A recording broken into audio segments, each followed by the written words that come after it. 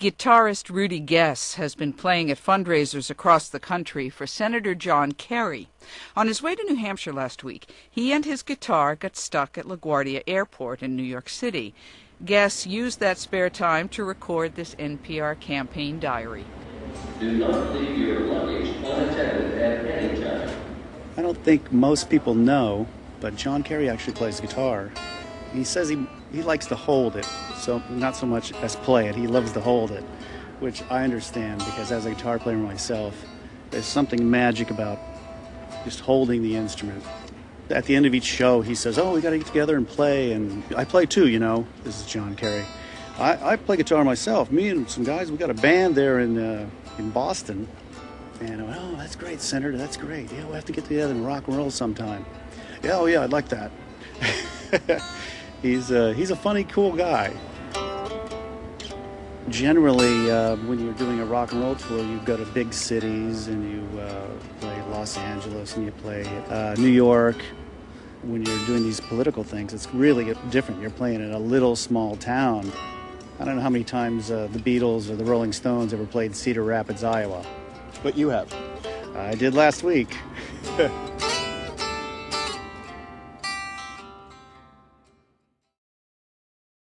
With the passing of Michael Rudy Guess on December 31st, 2010, Lorna Guess lost the love of her life, her beloved husband, partner, and best friend. All of us who've known Rudy have stories to tell about how much he meant to us. The loss is tremendous. He loved us, we loved him, and we'll miss him.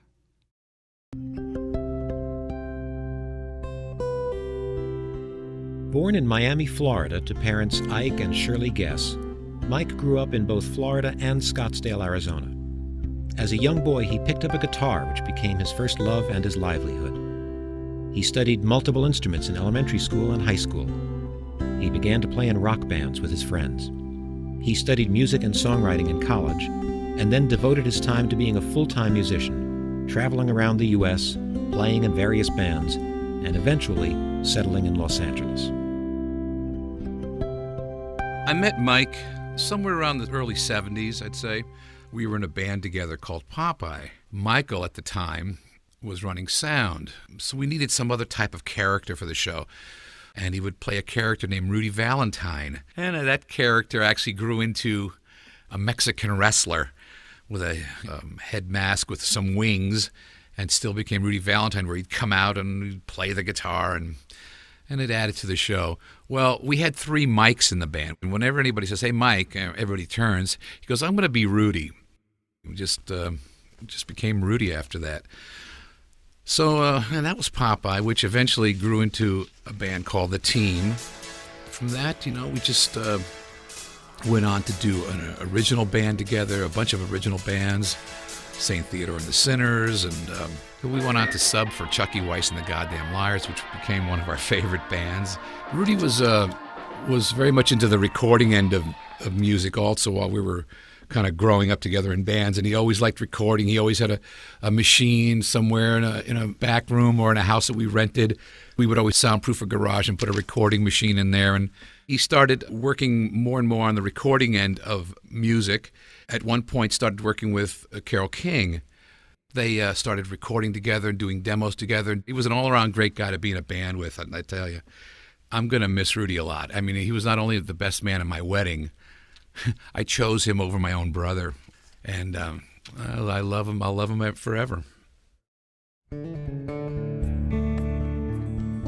To me, Rudy was a brilliant guitar player, musical director, bandmate, and longtime friend.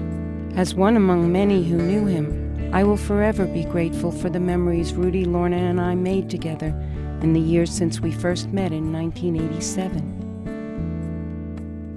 I have a demo studio in the Los Angeles area, and I've done a lot of song demos for people, songwriters. And Carole just happened to be one of those, one of the more famous one of those. So I met her through doing a song demo for a movie, and we grew to do more and more of those. And then one day she said, "Let's write a song together." And then when it came time to look for a producer for the record, she said, "Hey, Rudy, do you want to co-produce with me?" "Sure, let's go." In the studio, Rudy was an amazing producer, with no showiness or ego involved. He simply, calmly, and quietly made everyone's work better. He usually let me set the pace until he thought of something I could do better. At that point, he'd say, "Let's try one more take." Somehow, he managed to convey without words what he was thinking, and somehow, without words, I would know exactly what to do. Rock solid, Rudy was, emphasis on rock.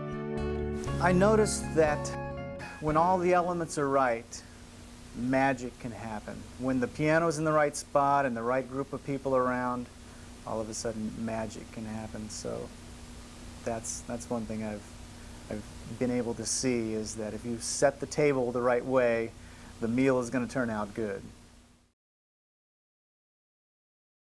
He loved recording, but even more, he delighted in playing live with other musicians.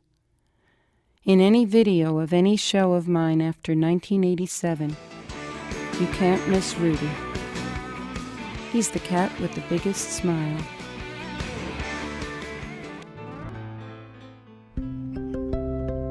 Rudy had a profound influence on many people he met and worked with, and will be remembered by his smile and his special ease. Rudy loved people and appreciated every moment of his life as a gift.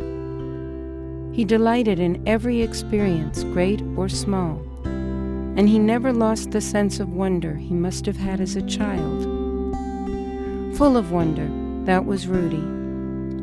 We who knew him considered ourselves abundantly fortunate to share his smile every time we saw him. And Rudy's smile never failed to appear when Lorna walked into the room. When he wasn't playing a guitar, he was often holding Lorna's hand. She was his link to life.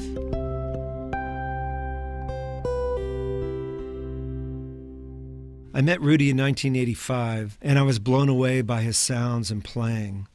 Over the years, he wrote, produced, and played on his own CDs, including El Surfeador and Rudy and the Surf Kings Do Christmas.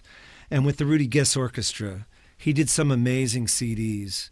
His TV writing was featured on ABC's hit primetime series Extreme Makeover and on too many other hit network shows to mention. He was an excellent and confident recording engineer, and he would say he got the best drum sounds of anyone, and he was right. The music he wrote was harmonically complex, but soulful, and his tone on guitar was always warm and fat. Tone was everything for him.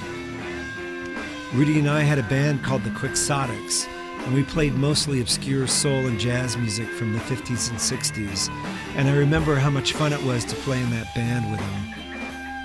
When I would work on music at my place, I'd sometimes ask him to come by to take a listen to a final mix, which he would always make sound better or have a couple of comments that would take a track to another level. The last time we played together, I was sitting in on congas, and Rudy was in poor health, but always the consummate band leader, he let me know with a little look that he thought I was overplaying. I'll always remember his phone calls. "Hey Dave, let's make some noise, man." And we jam in the garage, just drums and guitar for a couple of hours, him on an old Fender amp and a telly, the same setup he'd had since he fell in love with music as a kid. He never lost that kid-like passion for music and for life.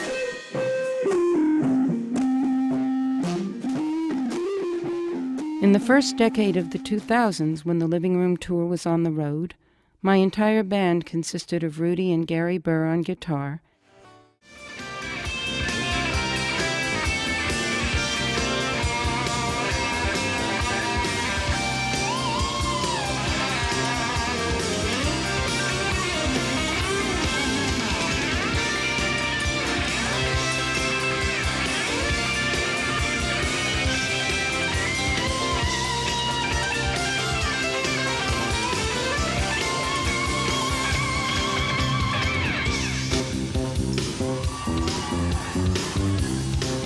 In this situation, people usually say rest in peace, but I suspect that Rudy would rather be jamming with all the great cats in that venue. So with Lorna's blessing, I'll go ahead and replace that traditional message with this one. Step out, Rudy.